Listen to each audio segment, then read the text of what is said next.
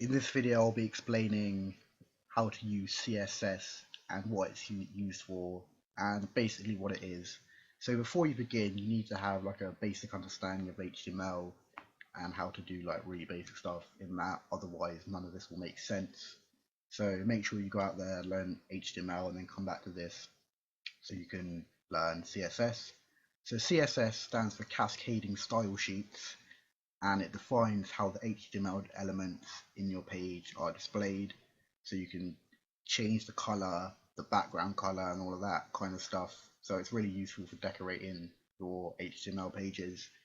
So you use selectors to change any HTML element you want, and it's written like this. So you want to firstly you want to open and close the style tag, and then you want to write all of your CSS in between that. So I'll use the P selector as an example, so that will change these P elements here. So first of all, you write the selector P, and then inside curly braces you write the actual declarations, which will change the decoration of the selector that you've chose. So in this case, I'll change the color to red. Not read, red. And then you separate each declaration with a semicolon, and then I'll also change the alignment of the text to center. So now when I open up that page, basic,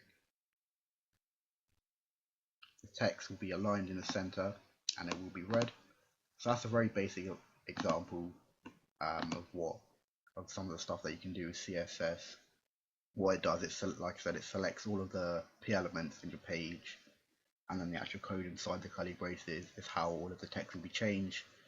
So CSS written in an HTML document is called internal CSS. So this is an example of internal CSS, but you can also have external CSS, which is basically like one page where all of your CSS is written in one page, and it can be used in multiple HTML documents.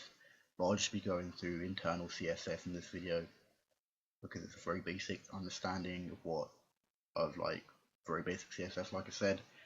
So there's also inline. This is an example of internal CSS, like I said, but there's also inline CSS, and in this case, you write the CSS in the same line that your HTML is your HTML selector is in. So in this case, I'll take the H1 selector, and then you write style, and then use the assignment operator, and then in between the quotation marks you can change the CSS. So change the color to blue, and then I'll change the left margin to 30 pixels, and then again when I open up that page, text will be blue, and you can see that it's moved slightly to the right because I'll change the left margin to 30 pixels. So yeah, like I said, this is a very basic understanding of CSS. There's obviously a lot more you can do.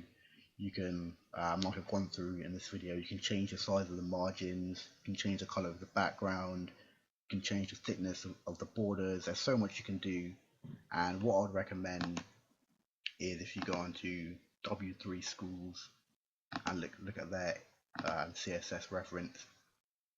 It's really useful because it goes through some of the stuff that you can actually do with CSS. So like I said, you got the colors which you can change, backgrounds and borders, boxes, text, all of that stuff. So like I said, if you want to learn more about it, then I really recommend coming here to W3 Schools.